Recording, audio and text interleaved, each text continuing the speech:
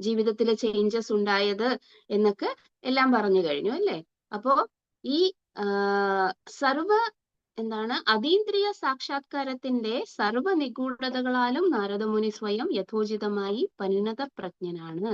ആകയാൽ അത്തരമൊരു പ്രാമാണികനിൽ നിന്നുള്ള ശ്രവണത്താൽ യഥാർത്ഥ വേദഗ്രന്ഥങ്ങളിൽ പോലും നാമമാത്രമായി മാത്രം ആലേഖനം ചെയ്തിരിക്കുന്ന ഭക്തിയുത സേവന പരിണാമങ്ങളെ സംബന്ധിച്ച് ഏകദേശ ആശയം ലഭിക്കും.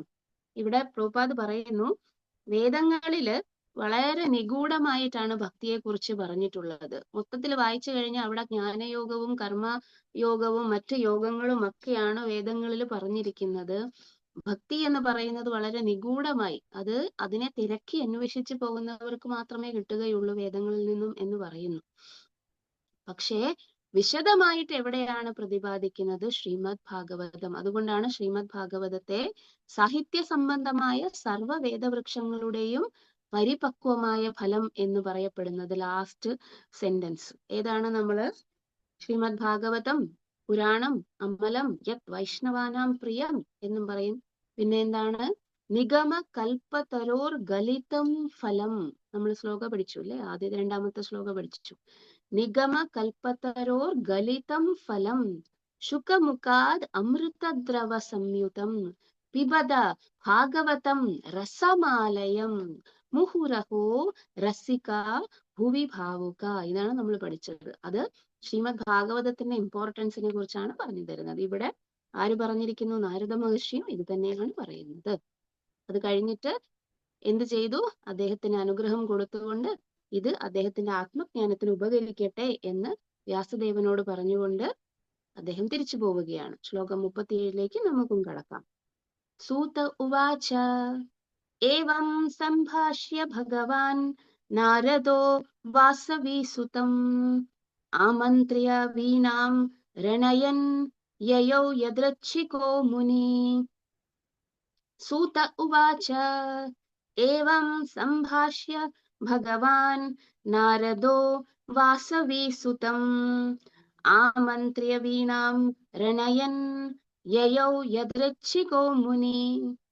സൂത ഉവാച ഏവം സംഭാഷ്യ ഭഗവാൻ നാരദോ വാസവീസുതം ആമന്ത്ര്യ വീണാം രണയൻ യയൗ യാദൃച്ഛികോ മുനി. എന്താ അവിടെ പറയുന്നത്? അങ്ങനെ സൂത ഗോസ്വാമി ശൗനകാദി ഋഷികളോട് പറഞ്ഞു കൊടുക്കുകയാണ്. നിങ്ങൾക്കൊരു കാര്യം അറിയാമോ? ഈ സൂത ഗോസ്വാമി തന്നെയാണ് ശൗനകാദി ഋഷികൾക്ക് എല്ലാ തരത്തിലുമുള്ള പുരാണങ്ങളും മറ്റു കാര്യങ്ങളും പറഞ്ഞു കൊടുത്തത്. അവരുടെ ആ കലിയുഗത്തിന്റെ ആദ്യം നടന്ന ആ ഒരു യജ്ഞം അല്ലെങ്കിൽ സത്രം എന്ന് പറയുന്നത് അനേകായിരം വർഷങ്ങൾ നീണ്ടു നിന്നിരുന്നതാണ്. അപ്പൊ ആ സമയത്ത് സൂത ഗോസ്വാമി രോമഹർഷണൻ എന്ന് പറയുന്ന, അല്ലെങ്കിൽ ലോമഹർഷണൻ എന്നും പറയും, മഹർഷിയുടെ പുത്രൻ, അദ്ദേഹം വന്നിട്ട് എന്ത് ചെയ്യുകയാണ്? അവിടെ എത്തിച്ചേരുകയാണ്. ആ സദസ്സില് ശൗനക എന്ന് പറയുന്ന മഹർഷിയാണ് ആ കേൾവിക്കാരുടെ എല്ലാം നേതാവ്. അപ്പൊ ആ കേൾവിക്കാരുടെ നേതാവ് ഈ സൂത ഗോസ്വാമിയെ എന്ത് ചെയ്യുന്നു? ഈ കഥകൾ പറഞ്ഞു കൊടുക്കാൻ, അല്ലെങ്കിൽ പുരാണങ്ങളും വേദങ്ങളും മറ്റു കാര്യങ്ങളും എല്ലാം പറഞ്ഞു കൊടുക്കാൻ വേണ്ടിയിട്ട് എന്ത് ചെയ്യുകയാണ്? ഇൻവൈറ്റ് ചെയ്യുകയാണ്. അങ്ങനെയാണ് സൂത ഗോസ്വാമി അവിടെ ശൗനകാദി ഋഷികൾക്ക് ഇതെല്ലാം പറഞ്ഞു കൊടുക്കുന്നത്. ഭാഗവതത്തിന്റെ മാത്രമല്ല, മഹാഭാരതത്തിന്റെ ആദ്യവും ഇതേ കാര്യങ്ങൾ തന്നെയാണ്. എന്ത്? സൂത ഗോസ്വാമിയും ശൗനകാദി ഋഷികളും തമ്മിലുള്ള സംഭാഷണം തന്നെയാണ് അവിടെയും. അപ്പോ എന്താണ് പറഞ്ഞത്? സൂത ഗോസ്വാമി. എവിടെയാണ് ഇപ്പൊ സൂത ഗോസ്വാമി കടന്നു വന്നത് എന്ന് നമ്മൾ ചിന്തിക്കാൻ പാടില്ല. എന്താണ് പ്രശ്നം? ഇപ്പൊ നടന്ന സംഭാഷണം നാരദ മഹർഷിയും വ്യാസദേവനും തമ്മിലുള്ള സംഭാഷണം സൂത ഗോസ്വാമി പറയുന്ന സംഭാഷണമാണ്. യഥാർത്ഥത്തിൽ സൂത ഗോസ്വാമി ശൗനകാദി ഋഷികളോട് പറയുകയാണ് ഇപ്രകാരം നാരദ മഹർഷിയും വ്യാസദേവനും തമ്മിൽ സംസാരിച്ചു എന്ന്. അതാണ് നമ്മൾ ഇത്ര നേരം കേട്ടത്. അപ്പൊ ഇപ്പോ സൂത ഗോസ്വാമി വീണ്ടും പറയുകയാണ്, ഏവം സംഭാഷ്യ, ഇപ്രകാരം സംഭാഷണം നടത്തിയിട്ട് ഭഗവാൻ നാരദോ, ആരാണ് ഭഗവാൻ എന്ന് വിളിക്കാൻ കാരണം? അതീന്ദ്രിയമായിട്ട് പവർഫുൾ ആയ, ശക്തനായ നാരദ മഹർഷി എന്ത് ചെയ്യുന്നു? അതീന്ദ്രിയമായി ശക്തിമത്തായ നാരദമുനി വാസവീസുതം. ആരാണ് ഈ വാസവീസുതം? ആരോടായിരുന്നു സംസാരിച്ചത്? കൃഷ്ണദ്വൈപായന വ്യാസൻ അല്ലേ? ആരാണത്? നമ്മുടെ വ്യാസദേവൻ. എന്താണ് അദ്ദേഹത്തിന് കൃഷ്ണ ദ്വൈപായന വ്യാസൻ എന്ന് പേര് വരാൻ കാരണം? കൃഷ്ണ എന്ന് പറഞ്ഞാൽ അദ്ദേഹത്തിന്റെ നിറം കൃഷ്ണവർണ്ണമായതുകൊണ്ട്. ദ്വൈപായന എന്ന് പറഞ്ഞാൽ ഒരു ദ്വീപിലാണ് അദ്ദേഹത്തിന്റെ വാസവും. അത് മാത്രമല്ല അദ്ദേഹം ജനിച്ചതും. ആരാണ് അദ്ദേഹത്തിന്റെ മാതാവ്? സത്യവതി. പിതാവ് പരാശരമുനി. അപ്പൊ വാസവി എന്നു പേരായ, അതായത് സത്യവതിയുടെ വേറൊരു പേരാണ് വാസവി. വാസവി സുതം ആരാണ് അപ്പോ? വ്യാസദേവൻ. ഇനി വ്യാസ എന്ന് അദ്ദേഹത്തെ വിളിക്കാൻ എന്താണ് കാരണം? വ്യസ്യത്തെ ഇതി വ്യാസഃ. എന്താണ്? വേദങ്ങളെ എല്ലാം ഡിവൈഡ് ചെയ്ത്, ഡിവിഷൻ അല്ലെങ്കിൽ വിഭജിച്ച് എന്ത് ചെയ്തു? ക്രോഡീകരിച്ചിരിക്കുന്ന ആളുടെ പേരാണ് വ്യാസൻ. അപ്പൊ കൃഷ്ണദ്വൈപായന വ്യാസൻ എന്നാണ് അദ്ദേഹത്തെ പറയുന്നത്. ആരാണത്? വാസവി സുതം. ആമന്ത്രിയ വീണ. ആമന്ത്രിയ എന്ന് പറഞ്ഞാൽ അദ്ദേഹത്തോട് പിന്നെ എന്താണ്, അദ്ദേഹത്തോട് യാത്ര പറഞ്ഞിട്ട് വീണാം രണയൻ, വീണയും വായിച്ചുകൊണ്ട് നാരായണ നാരായണ നാരദമുനി വജായേ വീണ ശ്രീ രാധികാരമണ നാമേ. അതാണ്. അപ്പൊ നാരായണ നാരായണ എന്ന് വീണയും വായിച്ചുകൊണ്ട് യയൗ പോയി. എങ്ങോട്ട്? യാദൃച്ഛിക മുനിഹി. യാദൃച്ഛിക എന്ന് പറഞ്ഞാൽ രണ്ടർത്ഥം നമുക്കുണ്ട്. നമുക്കറിയാം മലയാളത്തിൽ എന്താണ് ഈ യാദൃച്ഛികം എന്ന് പറഞ്ഞാൽ? യാദൃച്ഛികം എന്ന് പറഞ്ഞാൽ വളരെ ആകസ്മികമായിട്ട് എന്ന് പറയും. അതേപോലെ തന്നെയാണ് നാരദമുനി എല്ലാവരുടെ മുന്നിലും പ്രത്യക്ഷപ്പെടുന്നത്. അങ്ങനെ തന്നെയാണ്. ആർക്ക് എവിടെ എന്ത് ആധ്യാത്മിക ജ്ഞാനം ആവശ്യമുണ്ടോ അവിടെ നാരദമുനി യദൃച്ഛയാ വരും. ഇത് വന്നിട്ട് പ്രഹ്ലാദ ചരിത ധ്രുവചരിതത്തിന്റെ അകത്ത് യദൃച്ഛയ എന്ന് ഒരു വാക്ക് തന്നെ അവിടെ ഉപയോഗിക്കുന്നുണ്ട്. ധ്രുവൻ ആ കാട്ടിൽ തപശ്ചര്യ ചെയ്യാൻ വേണ്ടി വളരെ ദൃഢനിശ്ചയത്തോടു കൂടി പോയപ്പോ അവിടെ യദൃച്ഛയ ആര് വന്നു? നാരദ മഹർഷി വന്നു. ഇനി ഇന്ദ്രദേവൻ വന്നിട്ട് കയാത്തുവിനെ, ഹിരണ്യകശിപുവിന്റെ ഭാര്യയെ, പ്രഗ്നന്റ് ആയിരുന്ന, അതായത് ഗർഭിണിയായിരുന്ന കയാത്തുവിനെയും കൊണ്ട് പോകുമ്പോ യദൃച്ഛയ അവിടെ വന്നു. മൃഗാരി എന്ത് ചെയ്യുന്നു? ആ മൃഗങ്ങളെ എല്ലാം പകുതി കൊന്നിട്ട് ഈ പ്രകാരം നടക്കുമ്പോ അവിടെ യദൃച്ഛയ അദ്ദേഹത്തിന് വേണ്ടിയിട്ടും നാരദ മഹർഷി വന്നു. പ്രഹ്ലാദന് വന്നു, ധ്രുവന് വന്നു, മൃഗാരിക്ക് വന്നു. പിന്നെ ആവശ്യമുള്ളിടത്ത് എല്ലാം ആര് വരും? യദൃച്ഛയ. അപ്പോ അതിന് വേറെയും ഒരു അർത്ഥം ഇവിടെ ഉണ്ട് എന്ന് പറയുന്നു. യാദൃച്ഛിക എന്ന് പറഞ്ഞാൽ യദൃച്ഛിക, ഇച്ഛിക്കുക എന്ന് പറഞ്ഞാൽ എന്താണ്? ആഗ്രഹിക്കുക. അപ്പോ എവിടെയും വേണമെങ്കിൽ ആ മുനിക്ക് പോകാം, അല്ലെ? അങ്ങനെ നാരദ മഹർഷി അവിടെ നിന്നും യാത്രയായി. ഇനി എന്ത് സംഭവിക്കും? ഒരു ഗുരു എന്ത് ചെയ്യും? ഇൻസ്ട്രക്ഷൻ തരും. രണ്ട് തരത്തില് നമുക്ക് ഗുരുവിനെ സ്വീകരിക്കാം. ഒന്ന് ചുമ്മാ ഒരു സോഷ്യൽ, എന്താണ്, ഒരു സോഷ്യൽ കസ്റ്റം, എല്ലാരും സ്വീകരിക്കുന്നു, ഞാനും സ്വീകരിക്കുന്നു, അങ്ങനെ വേണമെങ്കിൽ സ്വീകരിക്കാം. അപ്പോ അവിടെ എന്താണ് ഭഗവത്ഗീതയിൽ ശ്രീകൃഷ്ണ ഭഗവാൻ പറയുന്നത്? എങ്ങനെയാണ് ഒരു ഗുരുവിനെ സ്വീകരിക്കേണ്ടത്? ഒരു ഡിസൈപ്പിളിന്റെ കടമ എന്താണെന്ന് പറയുന്നു? 3 കാര്യങ്ങൾ പറയുന്നു. എന്താണ് 3 കാര്യങ്ങൾ? തദ്വിദ്ധി പ്രണിപാതേന പരിപ്രശ്നേന സേവയ. എന്താണ്? പ്രണിപാതേന പരിപ്രശ്നേന സേവയ. എന്താണ്? ഗുരുവിന്റെ അടുത്ത് ചെല്ലണം, എന്നിട്ട് അന്വേഷിച്ച് കണ്ടുപിടിക്കണം. നമുക്ക് ആദ്യം നമ്മൾ ഡെഫിഷ്യന്റ് ആണെന്ന് മനസ്സിലാകണം. അതായത് നമ്മൾ അജ്ഞരാണെന്ന് മനസ്സിലാകണം ആധ്യാത്മികമായിട്ട്. അപ്പോഴേ നമുക്ക് ഗുരുവിന്റെ ആവശ്യം വരുള്ളൂ. അല്ലെങ്കിൽ നമുക്ക് ഗുരുവിന്റെ ആവശ്യം എന്താണെന്ന് വരൂല, അല്ലേ? മനസ്സിലാക്കാൻ പറ്റുകയില്ല. അപ്പൊ എന്ത് ചെയ്യും? നമ്മള് ഗുരുവിനെ അന്വേഷിച്ച് കണ്ടുപിടിക്കണം. എന്നിട്ട് തദ്വിധി പ്രണിപാതേന അവിടെ ചെന്നിട്ട് നമ്മൾ ഗുരുവിനെ ചലഞ്ച് ചെയ്യാനോ അല്ലെങ്കിൽ നമ്മളെക്കാട്ടിലും വിവരം ഇല്ലാത്തയാളാണ് ഗുരു എന്നോ ഒന്നും വിചാരിച്ചിട്ടല്ല അവിടെ പോയി ചോദ്യങ്ങൾ ചോദിക്കണം. എന്താണ്? ഗുരുവിനേക്കാൾ താഴെയാണ് ഞാൻ, ആധ്യാത്മികമായി ഉറപ്പായിട്ടും അങ്ങനെ തന്നെയാണ്. അതുകൊണ്ട് ഞാൻ അദ്ദേഹത്തിന് എന്ത് ചെയ്യണം? പ്രണമിക്കണം. അതാണ് പ്രണിപാതേന ആദ്യം, അതായത് സറണ്ടർ ചെയ്യുകയാണ്. പ്രണിപാതേന. പരിപ്രശ്നേന. എന്താണ് പരിപ്രശ്നേന എന്ന് പറഞ്ഞാൽ? ചോദ്യം ചോദിക്കുക. അതാണ് ഇപ്പൊ നാരദ മഹർഷിയോട് വ്യാസദേവനും ചോദിച്ചത്. എനിക്ക് അതൃപ്തനാണ് ഞാൻ, അതുകൊണ്ട് ഞാൻ ഇനി എന്ത് ചെയ്യണമെന്ന് ചോദിച്ചില്ലേ? അത് എന്താണ്? ഈ ഒരു ചോദ്യമാണ് പരിപ്രശ്നേന. ഇനി അടുത്തത് ഗുരു പറഞ്ഞു കാര്യങ്ങളെല്ലാം പറഞ്ഞു തന്നു, ഇൻസ്ട്രക്ഷൻ. ഈ ഇൻസ്ട്രക്ഷനെ എന്ത് ചെയ്യും? ഫോളോ ചെയ്യണം. അത് വ്യാസദേവൻ ഫോളോ ചെയ്യുമോ എന്നതാണ് നമ്മൾ അടുത്ത ശ്ലോകത്തിൽ കാണാൻ പോകുന്നത്. അപ്പോ നമ്മള് 8ാമത്തെ ശ്ലോകത്തിലേക്ക് കടക്കാം. അഹോ ദേവർഷിർ ധന്യോയം യത്കീർത്തിം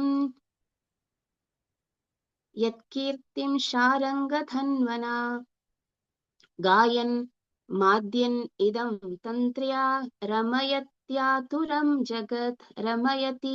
ആതുരം ജഗത് അഹോ ദേവർഷിർ ധന്യോയം യത്കീർത്തിം ശാരംഗധന്വന ഗായൻ മാദ്യൻ ഇദം തന്ത്ര്യാ രമയത്യാതുരം ജഗത് അഹോ ദേവർഷിർ ധന്യോയം യത്കീർത്തിം ശാരംഗധന്വനഃ ഗായയാൻ മാദ്യൻ ഇദം തന്ത്ര്യാ രമയതി ആതുരം ജഗത്. എന്താണ് പറയുന്നത്? അഹോ ദേവർഷിർ, ധന്യോയം, അല്ലയോ ദേവർഷേ, അങ്ങ് ധന്യനാണ്.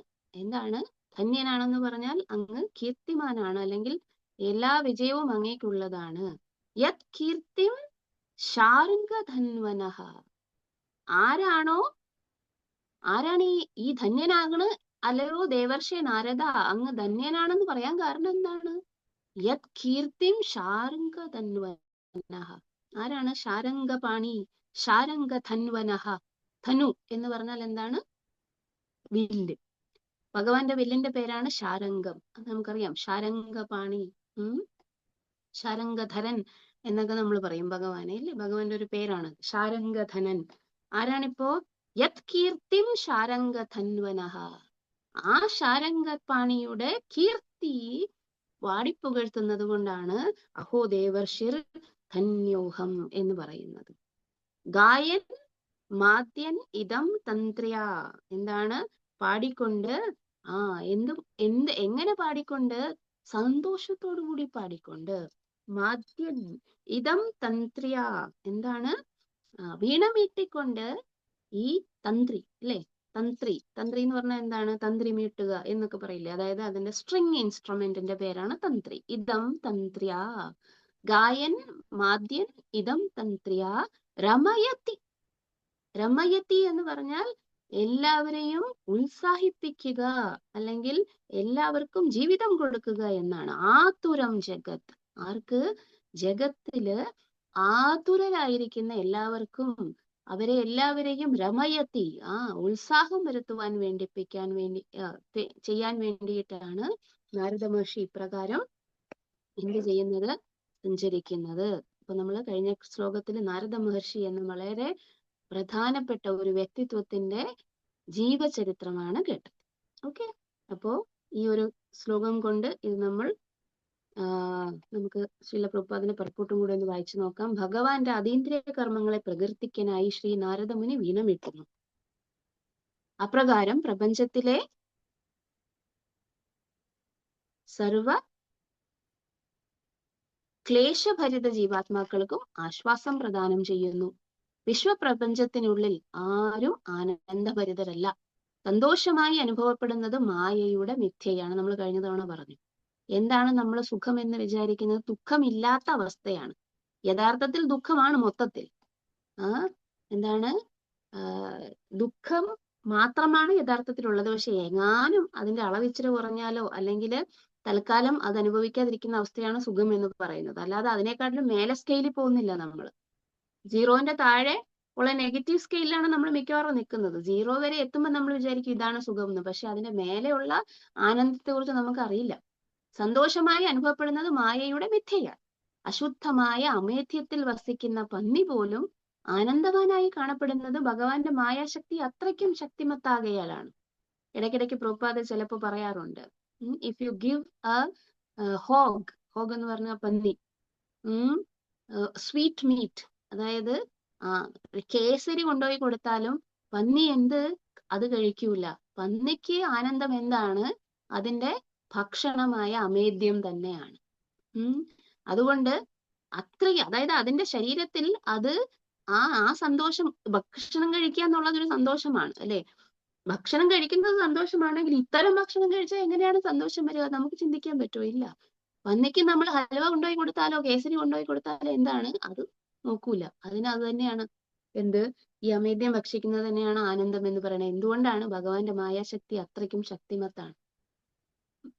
എന്താണ്? ഈ ഒരു ശരീരം എന്ന് പറയുന്നത് ഒരു യന്ത്രം പോലെ പ്രവർത്തിച്ചു കൊണ്ടേയിരിക്കുകയാണ്. ഇതിന്റെ അകത്ത് ഏത് ജീവാത്മാവാണോ ആ ശരീരത്തിന്റെ കണ്ടീഷൻ അനുസരിച്ച് ആ ജീവാത്മാവ് അതിന്റെ ആനന്ദത്തിന്റെ അല്ലെങ്കിൽ അതിന്റെ സന്തോഷത്തിന്റെ അളവുകോലും. പന്നിക്ക് അളവുകോൽ എന്താണ്? അമേദ്യമാണ്. നമുക്ക് പക്ഷെ അളവുകോലല്ല. നമുക്ക് അതിനേക്കാളും മേലെയുള്ള അളവുകോലുകളാണ്. എന്താണ്? സ്വാദിഷ്ടമായ ഭക്ഷണം കഴിക്കുക എന്നുള്ളത്. അതിനു വേണ്ടിയിട്ട് എത്ര കഷ്ടപ്പെടാനും നമ്മൾ താല്പര്യമുള്ളവരുമാണ്. അപ്പോ നമ്മളെക്കാൾ കൂടുതൽ അളവുകോലുള്ള ഒരു സന്തോഷം ഉണ്ടായിരിക്കണമല്ലോ. അതാണ് സ്വർലോകങ്ങളിലും മറ്റ് ഉപരി പ്ലാനറ്ററി സിസ്റ്റത്തിലുമുള്ളത് ഏറ്റവും ഉത്തമമായിട്ടുള്ള ആ ഒരു സന്തോഷം അല്ലെങ്കിൽ ആനന്ദം എന്ന് പറയുന്നത് എന്താണ്? ആത്മീയ ലോകത്തിലെ ആനന്ദമാണ്. അപ്പൊ അതിനോട് തട്ടിച്ചു നോക്കുമ്പോൾ ഈ പന്നിയുടെ ആനന്ദം എന്ന് പറയുന്നത് അളവുകോലിൽ എവിടെയാണ്, നമ്മളുടേത് എവിടെയാണ് എന്നൊക്കെ നമുക്കൊന്ന് ആലോചിച്ചു നോക്കാം.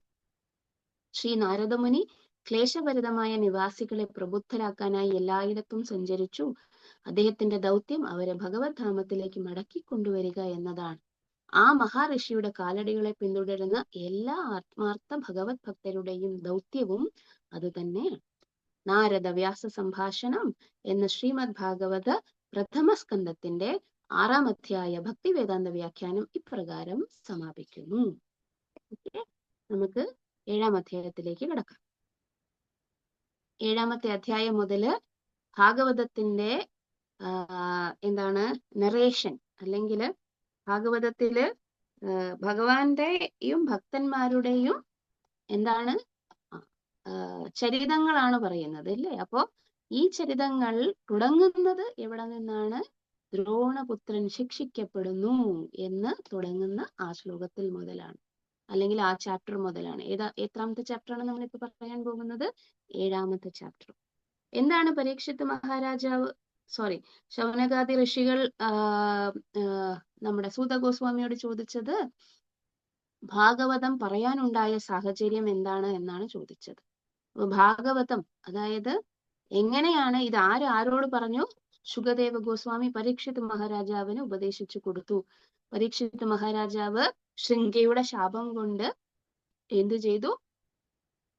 അദ്ദേഹം എന്താണ് ഗംഗയുടെ തീരത്ത് മരണം കാത്തിരിക്കുന്ന സമയത്ത് ശുകദേവ ഗോസ്വാമി അവിടെ എത്തിച്ചേരുന്നു.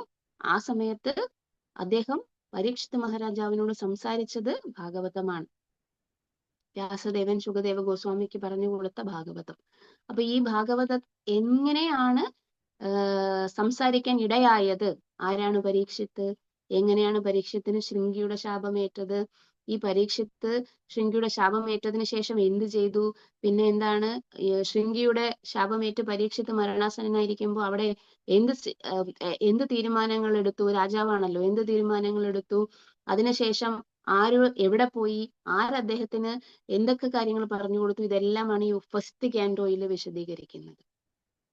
ഭാഗവതം യഥാർത്ഥത്തിൽ ഫസ്റ്റ് ക്യാൻഡോയിൽ വിശദീകരിക്കുന്നത് ഈ ചോദ്യങ്ങൾക്ക് ഉത്തരമാണ്. അപ്പൊ നമ്മള് ഈ അധ്യായം, അതായത് ഈ ഒരു സംഭവത്തിലേക്ക് നീളുന്ന ഒരു ഇൻസിഡന്റ് അല്ലെങ്കിൽ ഒരു സംഭവം വന്നിട്ട് എന്ത് ചെയ്യുകയാണ്?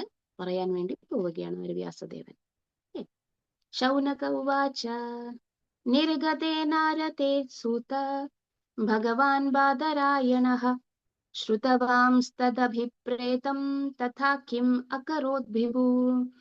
ശൗനക ഉവാച നിർഗതേ നാരദേ സൂത ഭഗവാൻ ബാദരായണഃ ശ്രുതവാംസ്തദഭിപ്രേതം തഥാ കിം അകരോത് വിഭു. ശൗനക ഉവാച നിർഗതേ നാരദേ സൂത ഭഗവാൻ ബാദരായണഃ ശ്രുതവാംസ്തദഭിപ്രേതം തഥാ കിം അകരോത് വിഭു. എന്ത് ചോദിക്കുന്നു? സൂത ഗോസ്വാമി ശൗനകാദി ഋഷികളോട് പറഞ്ഞു നിർത്തി. ഇനി ശൗനകാദി ഋഷികൾ തിരിച്ചു സൂത ഗോസ്വാമിയോട് ചോദിക്കുകയാണ്. ശൗനക ഉവാച നിർഗതേ. ആര്? നിർഗതേ എന്ന് പറഞ്ഞാൽ പോയി. ആര് പോയി? നാരദേ. നാരദ മഹർഷി അവിടുന്ന് പോയതിനു ശേഷം സൂത, അല്ലയോ സൂത ഗോസ്വാമി, ഭഗവാൻ ബാദരായണ. ആരാണ് ഈ ബാദരായണ? ബദരവൃക്ഷ നിറഞ്ഞ ദ്വീപിൽ താമസിക്കുന്നവനാണ് ബാദരായണൻ. അതായത് നമ്മുടെ വ്യാസദേവൻ ബാദരായണൻ. കൃഷ്ണദ്വൈപായന വ്യാസൻ തന്നെയാണ് ബാദരായണൻ എന്നറിയപ്പെടുന്നതും. ബാദരായണി എന്നറിയപ്പെടുന്നത് ആരാണ്? ശുകദേവ ഗോസ്വാമിയാണ്. ബാദരായണി അതായത് ബാദരായണന്റെ പുത്രൻ ബാദരായണി. ഇവിടെ ബാദരായണ എന്നാണ് പറയുന്നത്. അപ്പൊ ആരാണ് ബാദരായണ? വ്യാസദേവൻ. ശ്രുതവാംസ്. ശ്രുതവാംസ് അതായത് അതിനുശേഷം ശ്രുതവാംസ് തത് അഭിപ്രേതം. എന്താണ്? എല്ലാം നാരദ മഹർഷി പറഞ്ഞതെല്ലാം കേട്ടു. സോ ആഫ്റ്റർ നാരദാസ് ഡിപ്പാർച്ചർ കിം അകരോത്, കിം അകരോത്, അതിനുശേഷം എന്ത് ചെയ്തു? അല്ലയോ വിഭു, ശ്രേഷ്ഠനായ സൂത ഗോസ്വാമി എന്ന് ചോദിക്കുന്നു. എന്താണ് ചോദിക്കുന്നത്? നാരദ മഹർഷി, ശൗനക ആദി ഋഷികൾ വന്നിട്ട് ചോദിക്കുകയാണ്, നിർഗതേ നാരദേ, നാരദ മഹർഷി പോയി, അല്ലയോ സൂത, ഭഗവാൻ ബാദരായണ ശ്രുതവാം, കേട്ടല്ലോ ഇതെല്ലാം നാരദ മഹർഷിയുടെ കയ്യിൽ നിന്നും, തദ് അഭിപ്രേതം തത് അകരോത് വിഭു, എന്താണ് പിന്നെ ചെയ്തത് എന്ന് ചോദിക്കുന്നു. സോ ശൗനക ഋഷി ചോദിക്കുകയാണ് അല്ലെ. നമുക്ക് നോക്കാം. ഇത് ഈ ചാപ്റ്ററിന്റെ ഒരു ചെറിയ ഒരു കൊച്ചു കാര്യം ഇവിടെ എഴുതിയിരിക്കുന്നു. എപ്രകാരമാണോ മാതാവിന്റെ ഗർഭത്തിൽ പരീക്ഷിത് മഹാരാജാവ് അത്ഭുതകരമായി സംരക്ഷിക്കപ്പെട്ടത്, അതേ പ്രകാരം ഈ അധ്യായത്തിൽ ശ്രീമദ് ഭാഗവതം വിശദീകരിക്കാനുള്ള സൂചനയെ ഉത്തരോത്തരമായി അഭിവൃദ്ധിപ്പെടുത്തിയിരിക്കുന്നു. ശയിച്ചുകൊണ്ടിരുന്ന ദ്രൗപദിയുടെ 5 പുത്രന്മാരെയും വധിച്ച് ദ്രോണാചാര്യരുടെ സുതനായ ദ്രൗണിയാലാണ് അത് സംഭവിച്ചത്. അർജുനൻ അത് കാരണം അദ്ദേഹത്തെ ശിക്ഷിച്ചു.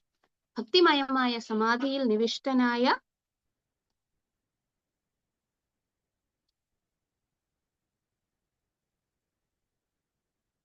നിവിഷ്ടനായി ശ്രേഷ്ഠ മഹാകാവ്യമായ ശ്രീമദ് ഭാഗവത രചന ആരംഭിക്കുന്നത് മുമ്പ് തന്നെ ശ്രീ വ്യാസദേവൻ സമ്പൂർണ്ണ സത്യവും ഗ്രഹിച്ചിരുന്നു. ഓക്കെ, രണ്ടാമത്തെ ശ്ലോകം. സൂത ഉവാച ബ്രഹ്മനദ്യാം സരസ്വത്യാം ആശ്രമ പശ്ചിമേ തടേ സമ്യപ്രാശ ഇതി പ്രോക്ത ഋഷീണാം ശത്രവർധനഃ. സൂത ഉവാച ബ്രഹ്മനദ്യാം സരസ്വത്യാം ആശ്രമ പശ്ചിമേ തടേ ശമ്യപ്രാശ ഇതി പ്രോക്ത ഋഷീണാം ശത്രവർധനഃ. സൂത ഉവാച ബ്രഹ്മനദ്യാം സരസ്വത്യാം ആശ്രമ പശ്ചിമേ തടേ ശമ്യപ്രാശ ഇതി പ്രോക്ത ഋഷീണാം ശത്രവർധനഃ. എന്താണ് സൂത ഗോസ്വാമി മറുപടി പറയുന്നത്? ബ്രഹ്മനദ്യാം സരസ്വത്യാം, അതായത് ബ്രാഹ്മണർ, സിദ്ധർ, സന്യാസിമാർ, ഭഗവാൻ എന്നിവരുമായി ഒറ്റ ബന്ധമുള്ള നദീതീരമാണ് സരസ്വതി എന്ന് പറയുന്നത്. അതുകൊണ്ടാണ് ബ്രഹ്മനദി എന്നത് അതിനെ പറയുന്നത്. ബ്രഹ്മനദ്യാം, on the bank of river intimately related with Vedas, Brahmanas, saints and the lord. ആര്? സരസ്വതി. ആ സരസ്വതിയുടെ തീരത്താണ് ആരുടെ ആശ്രമം? കൃഷ്ണദ്വൈപായന വ്യാസന്റെ ആശ്രമം. ആശ്രമഃ പശ്ചിമേ തടേ, പശ്ചിമ ഭാഗത്തുള്ള തടത്തിൽ, തീരത്ത്. ശമ്യപ്രാശം എന്ന് പറയുന്ന ഒരു സ്ഥലമുണ്ട്. അവിടെയാണ് ഈ ഋഷിമാരുടെ എല്ലാം ആശ്രമം ഉള്ളത്, അല്ലെങ്കിൽ വ്യാസദേവന്റേതായിട്ടുള്ള ആശ്രമം ഉള്ളത് എന്ന് പറയും. ശമ്യപ്രാശ. നിങ്ങൾക്ക് ഇപ്പോഴും വ്യാസദേവന്റെ ഗുഹയും സരസ്വതി നദിയും കാണാൻ സാധിക്കും. നമ്മള് ബദ്രി ട്രിപ്പിന് പോകുമ്പോ ഋഷികേശ്, ഹരിദ്വാർ, ബദ്രി നമ്മള് പോയിരുന്നു ജഗസാക്ഷി പ്രഭുവിന്റെ കൂടെ ഒരു 2 years ബാക്ക്. അപ്പൊ ആ ഒരു യാത്ര, ആ ഒരു സമയത്ത് വളരെയധികം അങ്ങ് എന്താണ്, ഒരുപാട് കേറി അങ്ങ് മലയിലെല്ലാം കയറി പോയി കഴിയുമ്പോൾ അങ്ങ് അറ്റത്ത് സരസ്വതി നദി, ഒരു 200 മീറ്റർ മാത്രമേ ഉള്ളൂ സരസ്വതി നദി. വളരെ ഒരു അത്ഭുതകരമായി ഭയങ്കര ശക്തിയോടുകൂടി വരും, ആർത്തലച്ച് ഒഴുകി എന്ത് ചെയ്യും, 200 മീറ്റർ കഴിയുമ്പോൾ കാണാതെയാവും, ഭൂമിക്കടിയിലേക്ക് അപ്രത്യക്ഷമാകും സരസ്വതി നദി എന്നാണ് പറയുന്നത്. അതിന്റെ തീരത്ത് ഒരുപാട് പേര് അവിടെ ഉണ്ട് ഇപ്പോഴും.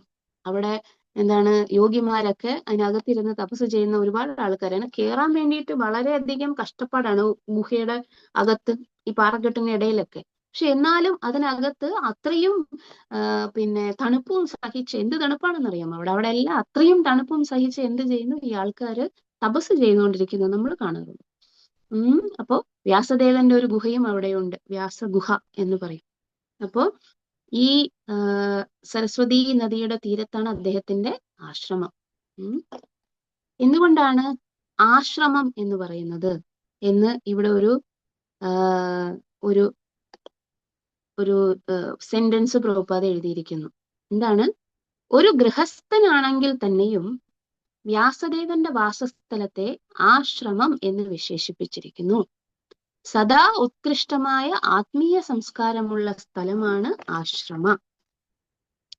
This means that spiritual culture is the common factor for all. ആ സ്ഥലം ഒരു ഗൃഹസ്ഥന്റേതോ അല്ലെങ്കിൽ ഭിക്ഷാന്തേഹിയുടേതോ എന്നതിന് യാതൊരു പ്രാമുഖ്യവും ഇല്ല. എന്താണുള്ളത്? സ്പിരിച്വൽ കൾച്ചറിനാണ് പ്രാമുഖ്യം ഉള്ളത്. എല്ലാത്തരം ജീവിതാവസ്ഥയും ആശ്രമം എന്ന് വിശേഷിപ്പിക്കുന്ന വിധമാണ് സമ്പൂർണ്ണ വർണ്ണാശ്രമ സമ്പ്രദായവും രൂപകൽപ്പന ചെയ്തിരിക്കുന്നത്. എന്താണ് വർണ്ണാശ്രമ സമ്പ്രദായം? ഒരു ആള് ജനിച്ചു കഴിഞ്ഞാൽ, ഒരു കുട്ടി ജനിച്ചു കഴിഞ്ഞാൽ അവന്റെ 100 വർഷത്തെ ജീവിത കാലയളവിനെ ഈക്വൽ ആയിട്ട് ഡിവൈഡ് ചെയ്തിട്ട് മുഴുവനും ജീവനും കൊണ്ട് എന്താണ് അവസാനം ഭഗവാനെ ആലോചിച്ച് മരിക്കാനുള്ള, അതായത് മോക്ഷത്തിലേക്ക് അല്ലെങ്കിൽ ലിബറേഷനിലേക്ക് നയിക്കാനുള്ള എല്ലാ സാധ്യതകളും ഉള്ള ഒരു ഡിവിഷനാണ് ഇത്. എന്താണ് ആ ഡിവിഷൻ? വർണ്ണ ആശ്രമ. വർണ്ണം എന്ന് പറഞ്ഞു കഴിഞ്ഞാൽ ബ്രഹ്മചാരി, ഗാർഹസ്ഥ്യം, വർണ്ണം എന്ന് കഴിഞ്ഞാൽ ബ്രാഹ്മണ, ക്ഷത്രിയ, വൈശ്യ, ശൂദ്ര. അതായത് ഒരാളുടെ ഗുണത്തിനും കർമ്മത്തിനും അനുസരിച്ച് നമ്മളുടെ സ്വഭാവം എന്താണോ സ്വാഭാവികമായിട്ടും നമ്മൾ ആ വർണ്ണത്തിൽ വന്നുപെടും. ഇപ്പൊ ഞാൻ ശൂദ്രൻ, എന്റെ ചിന്തയും പ്രവൃത്തിയും ആണെങ്കിൽ ഞാൻ ബ്രാഹ്മണന്റെ പുത്രനായി ജനിച്ചാലും ഞാൻ ശൂദ്രൻ തന്നെയാണ്. അതുകൊണ്ടാണ് ഭഗവാൻ പറയുന്നത് ഗുണകർമ്മ വിഭാഗശഃ എന്ന് പറയുന്നത്. അതേപോലെ ആശ്രമം എന്ന് പറയുന്നത് എന്താണ്? ബ്രഹ്മചര്യം, ഗാർഹസ്ഥ്യം, വാനപ്രസ്ഥം, സന്യാസം. ഓക്കെ, അതായത് ബ്രഹ്മചാരി ആരാണ്? 5 വയസ്സ് മുതൽ ഒരു കുട്ടി ഗുരുകുലത്തിൽ ആ ഗുരുവിന്റെ ശിക്ഷണത്തിൽ എന്ത് ചെയ്യുന്നു? വിദ്യ അഭ്യസിക്കുന്നു. ബ്രഹ്മചര്യം നിർബന്ധമാണ്. കാരണം എന്താണ്? സെൻസ് കൺട്രോൾ, അതായത് ഇന്ദ്രിയ നിയന്ത്രണം സാധിച്ചവർക്ക് മാത്രമേ എന്തുണ്ടാവുകയുള്ളൂ? ജ്ഞാനം സ്വീകരിക്കാൻ കഴിയുകയുള്ളൂ എന്ന് പണ്ടുള്ള ആൾക്കാർക്ക് അറിയാമായിരുന്നു. അതുകൊണ്ട് അവർ കുട്ടികളെ ഇവിടെ കൊണ്ടാക്കും? ഗുരുകുലത്തിലാക്കും. അവിടെ ഗുരുനാഥനും അദ്ദേഹത്തിന്റെ പത്നിയും വന്നിട്ട് അവരുടെ അച്ഛനും അമ്മയുമായി മാറും. ശിക്ഷിക്കേണ്ടിടത്ത് ശിക്ഷിക്കും, എന്താണ് ഓമനിക്കേണ്ടിടത്ത് ഓമനിക്കും. അവര് ഗുരുവിനെ വളരെ കാര്യമായിട്ട് തന്നെ സേവനം ചെയ്യും. അങ്ങനെ ഒരുപാട് കഥകളൊക്കെയുണ്ട്. മഹാഭാരതം തുടങ്ങുമ്പോൾ നമുക്ക് കേൾക്കാം അങ്ങനത്തെ കഥകളൊക്കെ. ഗുരുവിനെ തൃപ്തിപ്പെടുത്താൻ വേണ്ടിയിട്ട് എത്ര അറ്റം വരെ പോയിരിക്കുന്ന ആൾക്കാരെ കുറിച്ചൊക്കെ നമുക്ക് കേൾക്കാം. അപ്പോ അങ്ങനെയാണ് ബ്രഹ്മചാരി. പിന്നെ ഈ ഒരു ബ്രഹ്മചാരിക്ക് വേണമെങ്കിൽ എന്താണ് നൈഷ്ഠിക ബ്രഹ്മചാരിയായി മാറാം. അതായത് വിവാഹം കഴിക്കാൻ ഇന്ദ്രിയ നിയന്ത്രണം അത്രയ്ക്ക് കാര്യക്ഷമമായി ചെയ്ത ആൾക്കാർക്ക് ഇന്ദ്രിയങ്ങളെ വീണ്ടും അഴിച്ചുവിടുന്നതിനോട് താല്പര്യം ഉണ്ടാവുകയില്ല. അവരെന്ത് ചെയ്യും? നൈഷ്ഠിക ബ്രഹ്മചാരിയായിട്ട് നേരെ വാനപ്രസ്ഥ സന്യാസ അങ്ങോട്ട് പോകാം. അല്ലെങ്കിൽ എന്ത് ചെയ്യാം? ഗുരുവിന്റെ അനുഗ്രഹത്തോടു കൂടി ഒരു പത്നിയെ സ്വീകരിക്കാം. എങ്കിലും ഗൃഹസ്ഥന്മാർ ആരാണ്? ഗൃഹസ്ഥ ആശ്രമികൾ എന്ന് തന്നെയാണ് അറിയപ്പെടുന്നത്. കാരണം എന്താണ്? അവര് ഈ പത്നിയെ സ്വീകരിക്കുന്നത് ഇന്ദ്രിയ നിയന്ത്രണം അല്ല, ഇന്ദ്രിയ സന്ദർപ്പണം ചെയ്യാൻ വേണ്ടിയിട്ടല്ല. നിയന്ത്രിതമായിട്ടുള്ള ഇന്ദ്രിയ സുഖം മാത്രമേ ഗൃഹസ്ഥന്മാർക്ക് പറഞ്ഞിട്ടുള്ളൂ. നിയന്ത്രിതം എന്ന് പറഞ്ഞു കഴിഞ്ഞാൽ എന്താണ്? പ്രൈമറി എയിം എന്ന് പറയുന്നത് ആര് തന്നെയാണ്? ഭഗവാന്റെ അടുത്തേക്ക് തിരിച്ചു പോകാനുള്ള മാർഗം തന്നെയാണ്, അല്ലെങ്കിൽ ആ വഴി തന്നെയാണ് ഗൃഹസ്ഥനും. പക്ഷേ എന്താണ്? അദ്ദേഹത്തിന്റെ ഇന്ദ്രിയങ്ങളെ നിഗ്രഹിക്കാൻ അദ്ദേഹത്തിന് കുറച്ച് ബുദ്ധിമുട്ടുള്ളത് കൊണ്ട് വേദങ്ങളിൽ അനുസൃതമായിട്ടുള്ള വിവാഹം ചെയ്തുകൊണ്ട് ഗൃഹസ്ഥാശ്രമം സ്വീകരിക്കാം, പുത്രന്മാരെ ഉൽപ്പാദിപ്പിക്കാം, പുത്രിമാരെ ഉൽപ്പാദിപ്പിക്കാം. അതിനുവേണ്ടി മാത്രമാണ് അവരെന്ത് ചെയ്യുന്നത്? ഇന്ദ്രിയങ്ങളെ ഉപയോഗിക്കുന്നത്. പക്ഷെ എങ്കിലും ആരാണ് അതിൻ്റെ അകത്ത് കേന്ദ്രം? ഭഗവാൻ തന്നെയാണ് കേന്ദ്രം. ഭർത്താവും ഭാര്യയും പതിയും പത്നിയും എന്ത് ചെയ്യുന്നു? ഭഗവാനെ കേന്ദ്രമാക്കി വെച്ചുകൊണ്ട് തങ്ങളുടെ ജീവിതം എന്ത് ചെയ്യുന്നു? മുന്നോട്ട് കൊണ്ടുപോകുന്നു. അങ്ങനെ ഗൃഹസ്ഥാശ്രമം കഴിഞ്ഞു കഴിയുമ്പോൾ പതിയും പത്നിയും ഒരുമിച്ച് തന്നെ ഇരിക്കുന്നുവെങ്കിലും അവര് എന്ത് ചെയ്യുന്നു? സ്വന്തം ഇന്ദ്രിയങ്ങളെ വീണ്ടും നിയന്ത്രണത്തിൽ കൊണ്ടുവരുന്നു. അവർ ഒരുമിച്ച് ഡിറ്റാച്ച്മെന്റ് പ്രാക്ടീസ് ചെയ്യുന്നു. എന്താണ് ഈ ഡിറ്റാച്ച്മെന്റ് എന്ന് പറയുന്നത്? പരസ്പരം അറ്റാച്ച്ഡ്, അതായത് ശരീരത്തോടുള്ള അറ്റാച്ച്മെന്റ് മാറിയിട്ട് ഭഗവാനോട് തന്റെ അറ്റാച്ച്മെന്റ് മാറ്റി ഈ ഡിറ്റാച്ച്മെന്റ് പ്രാക്ടീസ് ചെയ്യുന്ന ഒരു ആശ്രമമാണ് വാനപ്രസ്ഥ. അതിന് വേണമെന്നുണ്ടെങ്കിൽ പതിയും പത്നിയും ഒരുമിച്ച് വാനപ്രസ്ഥം സ്വീകരിക്കാം, അല്ലെ? വാനപ്രസ്ഥ എന്ന് പറഞ്ഞാൽ എന്താണ്? വനത്തിലേക്ക് പോവുക എന്ന് പറയും. എന്താണ്? പ്രഹ്ലാദ് മഹാരാജാവ് ഹിരണ്യകശിപുവിനോട് പറയുന്നു, ഹിത്വാത്മപാതം ഗൃഹം അന്ധകൂപം വനം ഗതോ യത് ഹരിമാശ്രയേതഃ എന്ന് പറയുന്നു. ഹിത്വ ആത്മപാതം ഗൃഹം അന്ധകൂപം. ഗൃഹം എന്ന് പറയുന്നത് ഒരു പൊട്ടക്കിണറാണ്. അതിനകത്തുനിന്ന് എഴുന്നേറ്റ് എവിടെ ചെല്ലണം? വനം പോകുക. എന്തിന് വനത്തിൽ പോകണം? ഹരിമാശ്രയേതഃ, ഭഗവാനെ ആശ്രയിക്കാൻ വേണ്ടിയിട്ട്. പക്ഷെ നമുക്ക് പറ്റൂലല്ലോ. അതുകൊണ്ട് എന്ത് ചെയ്യുന്നു? നമ്മൾ ഏത് വനത്തിൽ പോകണം? വൃന്ദാവനത്തിൽ പോകണം എന്നാണ് പ്രഭുപാദ് പറഞ്ഞിരിക്കുന്നത്. എവിടെ ഇരുന്നാലും ഗൃഹേ ഠാക്കൂർ, വനേ ഠാക്കൂർ, സദാ ഹരി പോലെ ഠാക്കൂർ. അത് എവിടെ ഇരുന്നാലും ചെയ്യാം. അതാണ് കലികാലത്തിന്റെ ഗുണം. എന്താണ്? ഈ വാനപ്രസ്ഥം എടുത്ത് സന്യാസം എടുത്ത് എവിടെയും പോകേണ്ട ആവശ്യമൊന്നുമില്ല. ഗൃഹേ ഠാക്കൂർ, വനേ ഠാക്കൂർ, സദാ ഹരി പോലെ ഠാക്കൂർ.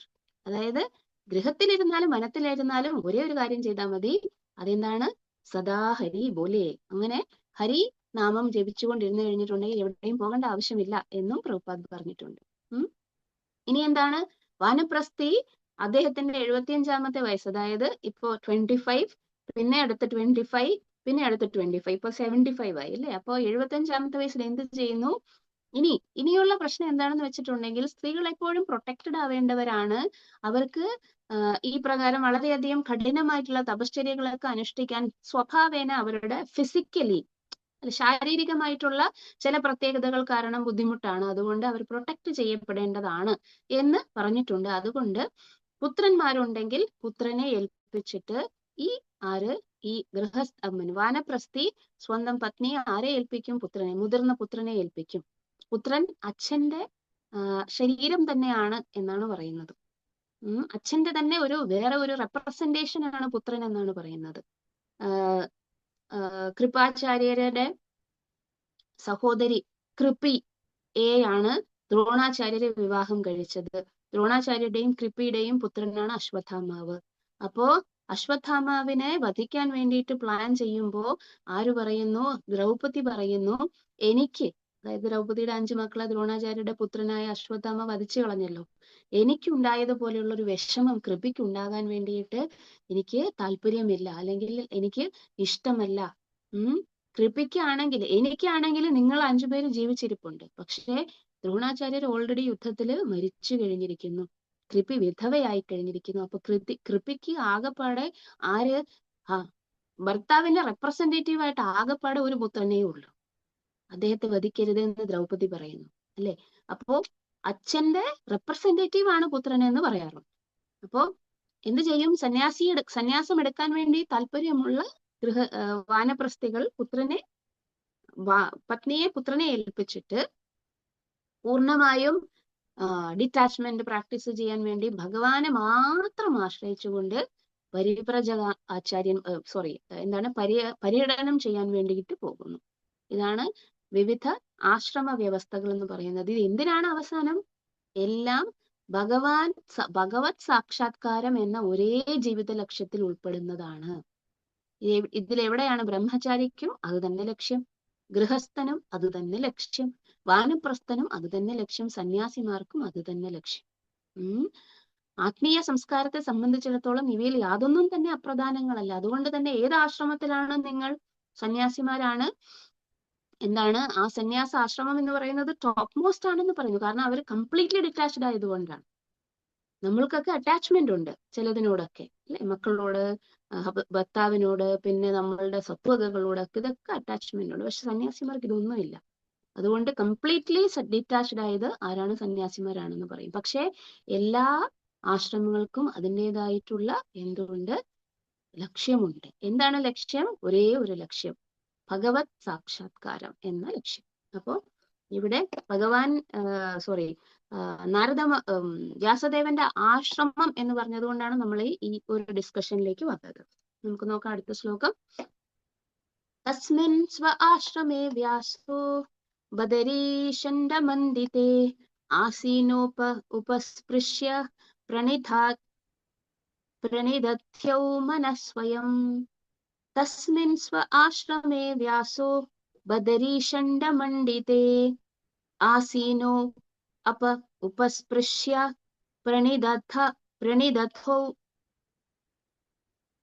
प्रणिदध्यौ मनः स्वयं.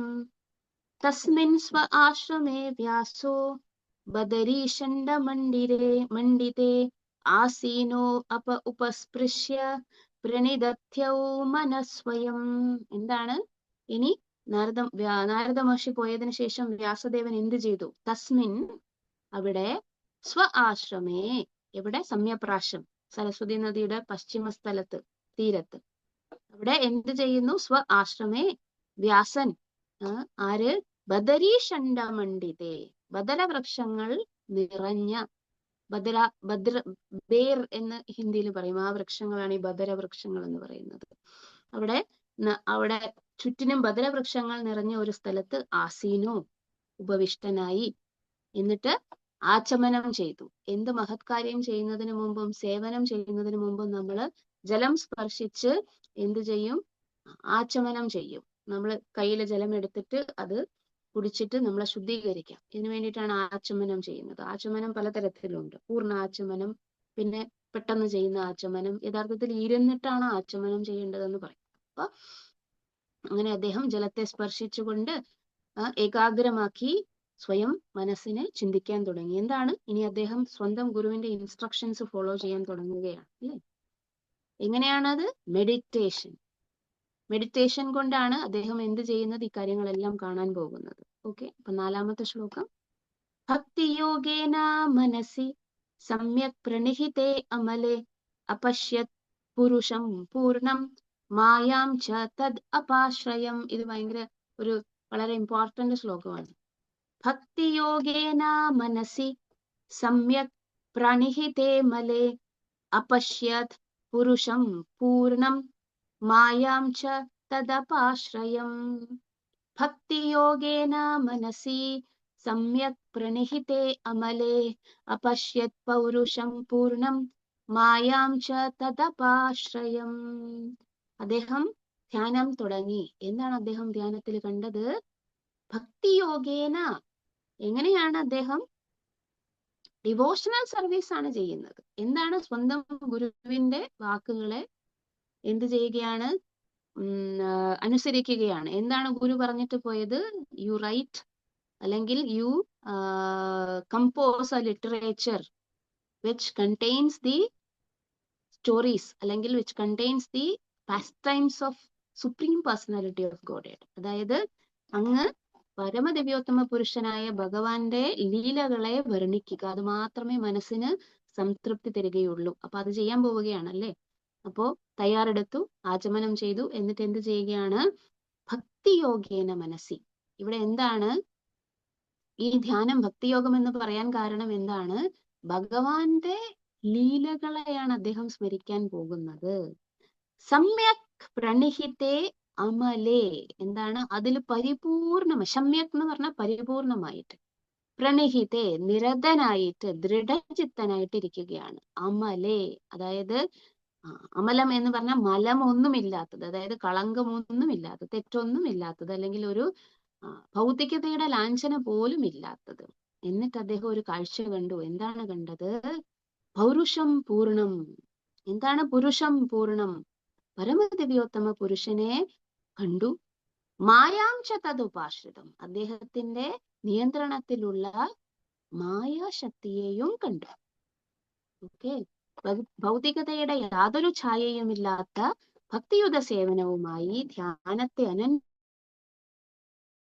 പരിപൂർണമായും ധ്യാനനിരതനായി മനസ്സിനെ ഏകാഗ്രമാക്കിക്കൊണ്ട് ഭഗവാന്റെ പൂർണ്ണ നിയന്ത്രണത്തിലുള്ള ബഹിരംഗ ശക്തി സമേതം അദ്ദേഹം പരമദിവ്യോത്തമ പുരുഷനെ ദർശിച്ചു. എന്താണ് അദ്ദേഹം കാണുന്നത്? എന്താണ്? ഭഗവാനെയും അദ്ദേഹത്തിന്റെ ശക്തികളെയുമാണ് കാണുന്നത്. എങ്ങനെയാണ് കണ്ടതെന്ന് നിങ്ങൾക്ക് സംശയം ഉണ്ടാവും അല്ലെ? അടുത്ത ശ്ലോകത്തിൽ അത് വളരെയധികം വിശദീകരിച്ച് പറയുന്നുണ്ട്. പക്ഷെ ഇതിനകത്ത് ശ്രീല പ്രഭുപാദിന്റെ പർപ്പുട്ടില് നമുക്ക് കുറച്ച് കാര്യങ്ങൾ പറയാനുണ്ട്.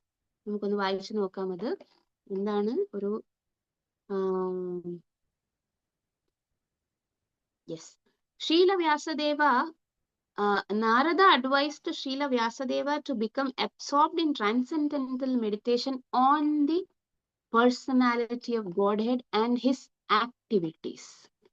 ശ്രീ നാരദൻ ശ്രീ വ്യാസദേവനെ പരമദിവ്യോത്തമ പുരുഷനിലും അദ്ദേഹത്തിന്റെ അതീന്ദ്രിയ കർമ്മങ്ങളിലും നിമഗ്നനാകാൻ ഉപദേശിച്ചു. ഭഗവാനെ എത്ര തരത്തിൽ റിയലൈസ് ചെയ്യാം? 1 ബ്രഹ്മൻ, 2 പരമാത്മ, 3 ഭഗവാൻ. ഇങ്ങനെ 3 തരത്തിലാണ് ഭഗവാനെ റിയലൈസ് ചെയ്യുന്നത്. പക്ഷെ നാരദ മഹർഷി വ്യാസദേവനോട് എന്ത് ധ്യാനമാണ് പറഞ്ഞത്? ബ്രഹ്മത്തിനെ ധ്യാനിക്കാൻ പറഞ്ഞോ? ഇല്ല. പരമാത്മാവിനെ ധ്യാനിക്കാൻ പറഞ്ഞോ? ഇല്ല. ഭഗവാനെ, പരമദിവ്യോത്തമ പുരുഷനെയും അദ്ദേഹത്തിന്റെ ലീലകളെയുമാണ് എന്ത് ചെയ്യാൻ പറഞ്ഞത്? ധ്യാനിക്കാൻ പറഞ്ഞത്. അപ്പോ ഭക്തിയോഗേന എന്ന് പറഞ്ഞാൽ, ഭക്തിയോഗം എന്ന് പറയണമെന്നുണ്ടെങ്കിൽ അത് ഇപ്രകാരമുള്ള ധ്യാനത്തിനെ പറ്റുകയുള്ളൂ. അതായത് ഭക്തിയോഗത്തിൽ ഭഗവാനെയാണ് ഭക്തൻ എന്ത് ചെയ്യുന്നത്? പ്രീതിപ്പെടുത്താൻ വേണ്ടിയിട്ട്, അല്ലെങ്കിൽ അദ്ദേഹം പിന്നെ സാക്ഷാത്കരിക്കാൻ വേണ്ടി ശ്രമിക്കുന്നത്. ഇനി ഭക്തിയോഗത്തില് വളരെ എളുപ്പമാണോ ഭഗവാനെ ഇങ്ങനെ സാക്ഷാത്കരിക്കാൻ? Srila Vyasadeva did not take notice of the effulgence of Brahman because that is not absolute vision. എന്താണ്? ബ്രഹ്മതേജസ്സിനെ ശ്രീല വ്യാസദേവൻ ശ്രദ്ധ അറിയിക്കുന്നതായി കരുതിയതേ ഇല്ല. കാരണം അത് അബ്സല്യൂട്ട് അല്ല എന്ന് അദ്ദേഹത്തിന് അറിയാം. വദന്തി തത്വവിദസ് തത്വം യജ്ഞാനം അദ്വയം ബ്രഹ്മേതി പരമാത്മേതി ഭഗവാൻ ഇതി ശബ്ദത്തെ. അതായത് ബ്രഹ്മം, പരമാത്മ, ഭഗവാൻ എന്ന് 3 തരത്തില് റിയലൈസ് ചെയ്യുന്ന പരമദിവ്യോത്തമ പുരുഷൻ തന്നെയാണ്. എങ്കിലും ഏറ്റവും ടോപ്പ് മോസ്റ്റ് എന്താണ്? ബ്രഹ്മൻ അല്ല, പിന്നെ പരമദിവ്യോത്തമ പുരുഷനായ ഭഗവാൻ തന്നെയാണ്. അതുകൊണ്ട് എന്ത് ചെയ്തു? വ്യാസദേവൻ വന്നിട്ട് ബ്രഹ്മൻ റിയലൈസേഷനിൽ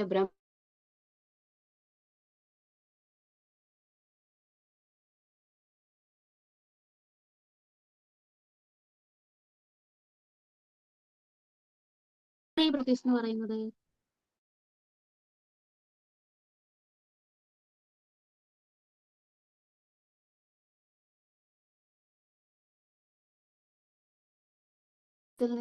റേ ഓഫ് ലൈറ്റ് അല്ലെങ്കിൽ ഒരു ജ്യോതി മാത്രമാണ്. അതുകൊണ്ടാണ് അതിനെ ബ്രഹ്മ ജ്യോതി എന്ന് പറയുന്നത്. എന്താണ്? അവ്യക്തിഗത ബ്രഹ്മം എന്ന് പറയുന്നത് ഭഗവാന്റെ ശരീരത്തിൽ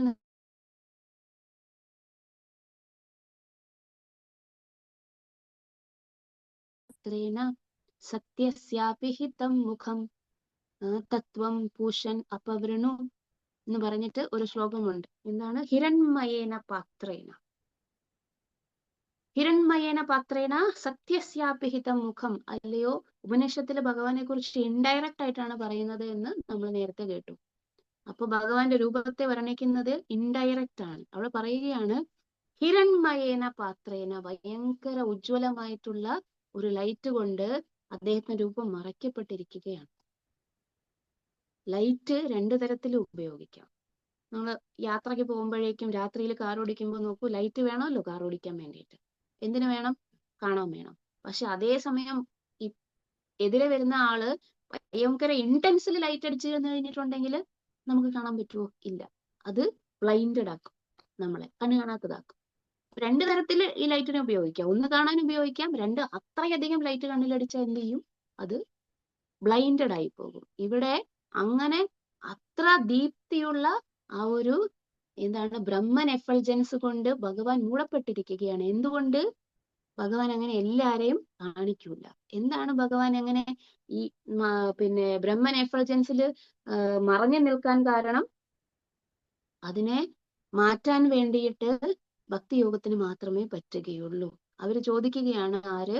ഈശോപനിഷത്തില് ആ പ്രേ ചെയ്യുന്ന ആള് പറയുകയാണ്, ഹിരൺമയേന പാത്രേണ സത്യസ്യാപിഹിതം മുഖം തത്വം പുഷൻ അപവൃണു എന്ന് പറയുന്ന ആ ഒരു ശ്ലോകത്തിൽ പറയുന്നു, അത് മാറ്റിത്തരൂ ഭഗവാനെ, ഞാൻ അങ്ങയുടെ മുഖം കാണട്ടെ എന്ന്. അവള് പറയുന്നുണ്ട് ഭഗവാന് മുഖമുണ്ടെന്ന്. മുഖമുണ്ടെങ്കിൽ അദ്ദേഹത്തിന് വ്യക്തിത്വം ഇല്ലാതിരിക്കുമോ? ഉപനിഷത്തില് ഭഗവാൻ അവ്യക്തിഗതനായിന് എന്ന് പറയുന്നു എന്നൊക്കെ പറയാറുണ്ട്. പക്ഷെ നോക്കൂ, ഇവിടെ എന്ത് പറയുന്നു? ഹിരൺമയേന പാത്രേന, അങ്ങയുടെ മുഖത്തെ എന്ത് ചെയ്യുന്നു? മൂടിയിരിക്കുന്നു. എന്ത്? ഒരു മൂടുപടം. മായാജവനികാച്ഛന്നം അജ്ഞാതോക്ഷജം അദ്വയം. എന്താണ് കുന്തി ദേവി പറയുന്നത്? നമ്മൾ കേൾക്കും. അടുത്ത 8ാമത്തെ അധ്യായം എന്ന് പറയുന്ന കുന്തി ദേവിയുടെ പ്രയേഴ്സ് ആണ്. എന്താണ് പറയുന്നത്? മായ കൊണ്ട് മൂടിയിരിക്കുകയാണ്. ഈ ലോകത്തിൽ മായ. എവിടെയാണ്? ആധ്യാത്മിക ലോകത്തിലേക്ക് പോകുമ്പോൾ ഹിരൺമയേന പാത്രേന, അതുകൊണ്ടാണ് ഭഗവാൻ മൂടപ്പെട്ടിരിക്കുന്നത്. അപ്പോ അത് മായ നീക്കിയാൽ മാത്രമേ എന്ത് ചെയ്യുകയുള്ളൂ? യഥാർത്ഥ മുഖം എന്ന് പറയുകയുള്ളൂ. പരമദിവ്യോത്തമ പുരുഷൻ ഇവിടെ എന്താണ്? പുരുഷം രൂപം എന്ന് പറയുന്നു. അദ്ദേഹം കണ്ടു. അപശ്യാത് പുരുഷം പൂർണ്ണം. എന്താണ് പുരുഷം? പരമദിവ്യോത്തമ പുരുഷനെ കണ്ടു. പിന്നെ മായാംശ തദ് ഉപാശ്രിതം, മായാംശ തദ് അപാശ്രയം. എന്താണ് മായ? പരമദിവ്യോത്തമ പുരുഷന്റെ അധീനതയിൽ വരുന്ന അദ്ദേഹത്തിന്റെ ശക്തിയാണ് മായ എന്ന് പറയുന്നത്. ഈ മായാവാദികളൊക്കെ പറയാറുണ്ട്, ഞാൻ ഈശ്വരനാണ്, നിങ്ങളും ഈശ്വരനാണ്, ആ ഈശ്വരനും നമ്മളും ഒന്ന് തന്നെയാണ്. എന്തുകൊണ്ട് ഞാൻ ഈശ്വരനാണെന്ന് എനിക്കിപ്പം മനസ്സിലാകുന്നില്ല? മായ അതുകൊണ്ട് മനസ്സിലാകുന്നില്ല. അതുകൊണ്ടാണ് എപ്പോഴും അവര് മായ മായ മായ മായ എന്ന് പറഞ്ഞുകൊണ്ടിരിക്കുന്നത് കൊണ്ട് അവര് മായാവാദികൾ എന്ന് പറയും. എന്താണ്? എപ്പോഴും മായ മായ മായ എന്ന് പറഞ്ഞുകൊണ്ടിരിക്കുന്നത് കൊണ്ടാണ് അവര് മായാവാദികൾ എന്ന് പറയുന്നത്. എന്താണ് അവരുടെ പറച്ചില്? ആ ഈശ്വരനും നീയും ഞാനും ഒക്കെ ഈശ്വരന്മാരാണ്. എന്താണ് പ്രശ്നം? നമ്മൾ മായയ്ക്ക് അധീനരായിരിക്കുന്നത് കൊണ്ട് നമ്മൾ ഈശ്വരനാണ് എന്നുള്ളത് നമ്മൾ മനസ്സിലാക്കുന്നില്ല. എന്തൊരു വിഡ്ഢിത്തമാണ്! എന്താണ്? മായയ്ക്ക് അധീനനായിട്ടിരിക്കുന്നെങ്കിൽ പിന്നെ ഈശ്വരൻ എങ്ങനാകും? ഇവിടെ പറയുന്നു മായാംശ തദ് അപാശ്രയം. എന്താണ്? ഭഗവാന്റെ അധീനതയിലാണ് മായ. നീ ഭഗവാനാണെങ്കിൽ പിന്നെ മായ എങ്ങനെ നിന്നെ ബാധിക്കും? അതാണ് കൗണ്ടർ ആർഗ്യുമെന്റ്. നമ്മൾ ആത്മീയമായ പരമധാമത്തിൽ പ്രദർശിപ്പിച്ചിരിക്കുന്ന ശക്തിയാകുന്നു. ഏത് മായയെ കുറിച്ചാണ് ഈ പറയുന്നത്? എക്സ്റ്റേണൽ എനർജി എന്നാണ് ഇവിടെ പ്രഭുപാദ എഴുതിയിരിക്കുന്നത്. പക്ഷെ ഇവിടെ അതിന്റെ ഡിസ്കഷനകത്ത് പറയുന്നു, ബഹിരംഗ ശക്തിയെ അന്ധകാരത്തോട് സാമ്യപ്പെടുത്തിയിരിക്കുന്നു.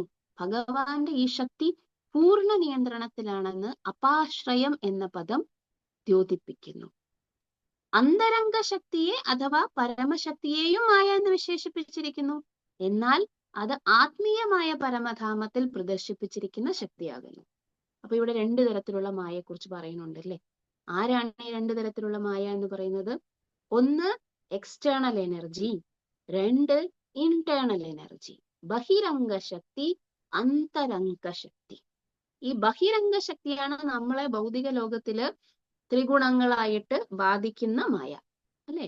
നമ്മള് പിന്നെ എങ്ങനെ ആണ് ഭക്ഷണം കഴിക്കുന്നത്, നമ്മൾ എങ്ങനെയാണ് ജീവിക്കുന്നത്, വസ്ത്രം ധരിക്കുന്നത്, ഇതെല്ലാം ഗുണങ്ങൾക്കനുസരിച്ചാണ്. സത്വഗുണം, രജോ ഗുണം, തമോ ഗുണം. സത്വഗുണത്തിലുള്ള ആൾക്കാർ അതിനനുസരിച്ച് ഭക്ഷണം കഴിക്കും, വസ്ത്രം ധരിക്കും, അങ്ങനെയൊക്കെ ചെയ്യും. ഇനി രജോ ഗുണത്തിലുള്ള ആൾക്കാർ അതിന് തക്കതായിട്ടുള്ള സ്വഭാവങ്ങളുണ്ട്. ഇതെല്ലാം എന്താണ്? ഈ മായയാണ് എന്ത്? ദുർഗ എന്ന് പറയുന്നത്. എന്ത് പറയുന്നു ഭഗവാൻ?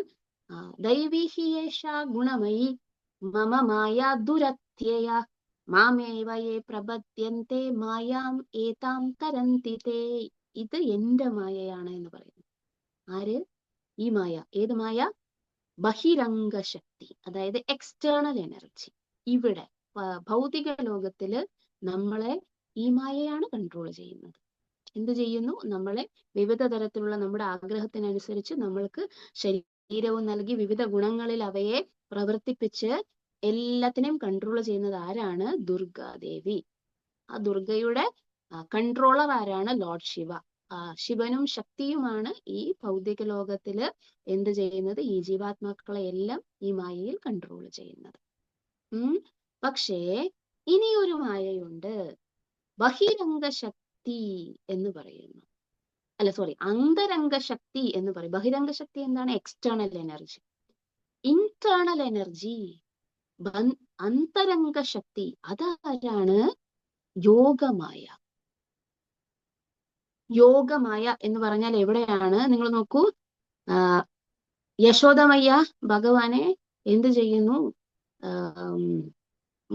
മണ്ണ് കട്ട് തിന്നുന്നതിനും, അല്ലെങ്കിൽ വെണ്ണ കട്ട് തിന്നുന്നതിനും മണ്ണ് തിന്നുന്നതിനും ഒക്കെ എന്ത് ചെയ്യും? ഭഗവാനെ ഇട്ട് ഓടിക്കും. എന്നിട്ട് എന്ത് ചെയ്യും? ഭഗവാന്റെ വായ തുറന്നു നോക്കുമ്പോഴേക്കും Krishna Krishna, yes mamma, eating dirt, no mamma, open your mouth. വായ തുറന്നപ്പോ telling lies, no mamma, open your mouth. എന്താണ് കണ്ടത്?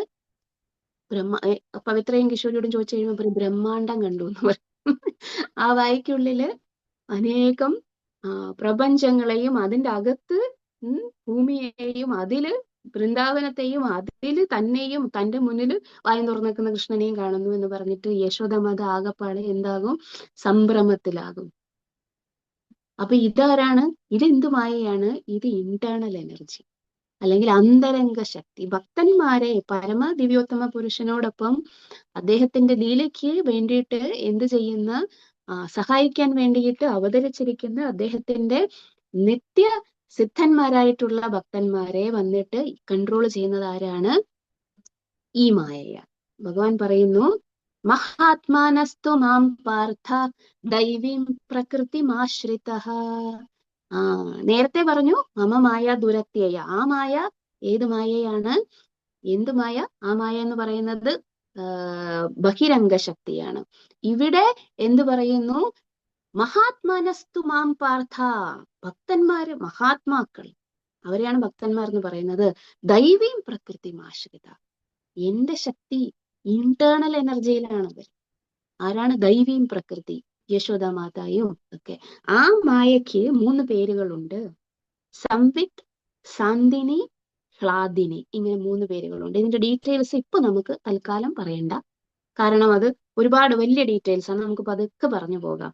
അപ്പൊ ബഹിരംഗ ശക്തി എക്സ്റ്റേണൽ എനർജി, അന്തരംഗ ശക്തി ഇന്റേണൽ എനർജി. പക്ഷെ അതിന് 3 ഫോംസ് ഉണ്ട്. സംവിത്, സന്ദിനി, ഹ്ലാദിനി, ഇങ്ങനെ 3 ഫോംസ് ഉണ്ട്. ഓക്കെ. അപ്പം ഏത് മായയാണ് കണ്ടത്? ഇവിടെ ബഹിരംഗ ശക്തിയെയാണ് കണ്ടത്. അദ്ദേഹത്തിന്റെ, അതായത് ഭൗതിക പ്രകൃതിയില് ഭഗവാൻ വന്നിട്ട് അവതരിക്കുന്നതും, പക്ഷേ നമ്മൾ ജനിക്കുന്നത് പോലെ അല്ല ഭഗവാൻ വന്നിട്ട് അവതരിക്കുന്നത്. കാരണം എന്താണ്? ഭഗവാനെ ഈ മായ ബാധിക്കുകയില്ല. നമ്മളെയൊക്കെ ഈ മായ ബാധിക്കും. ആര്?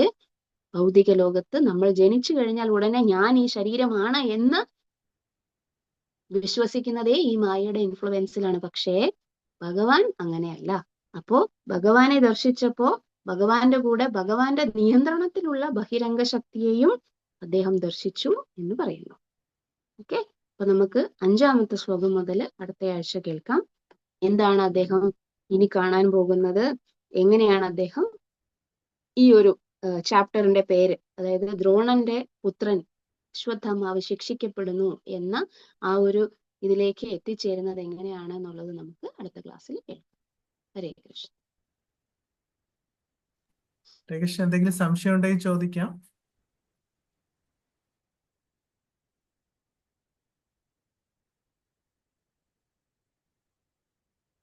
അവസാനം പറഞ്ഞ കാര്യം കട്ടിയുള്ളതായിട്ട് തോന്നുമെങ്കിലും അത് നമ്മൾ ഇനിയും പറഞ്ഞു പോകുമ്പോൾ, അതായത് ഭാഗവതം മുന്നോട്ട് പോകുമ്പോൾ നമ്മൾ ഇതിനെക്കുറിച്ചൊക്കെ കേൾക്കും. അപ്പൊ നിങ്ങൾക്ക് വീണ്ടും വീണ്ടും കേൾക്കുമ്പോൾ ഇതൊക്കെ മനസ്സിലാവുകയും ചെയ്യും. അതുകൊണ്ട് ഇപ്പൊ മനസ്സിലായില്ല എന്ന് പറഞ്ഞ് വിഷമിക്കണ്ട. ഭാഗവതം ഓരോ തവണയും കേൾക്കുമ്പോഴും വായിക്കുമ്പോഴും കൂടുതൽ കൂടുതൽ കാര്യങ്ങൾ നമ്മൾ കേൾക്കും. ഹരേ കൃഷ്ണ.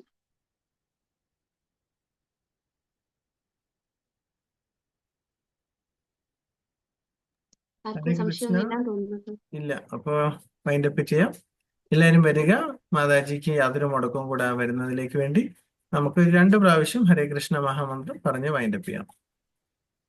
ഹരേ കൃഷ്ണ കൃഷ്ണ കൃഷ്ണ ഹരേ ഹരേ, ഹരേ രാമ രാമ രാമ ഹരേ ഹരേ, ഹരേ കൃഷ്ണ കൃഷ്ണ കൃഷ്ണ ഹരേ ഹരേ, ഹരേ രാമ രാമ രാമ രാമ രാമ ഹരേ ഹരേ. വഞ്ചകൽപതരുഭ്യശ്ച കൃപാ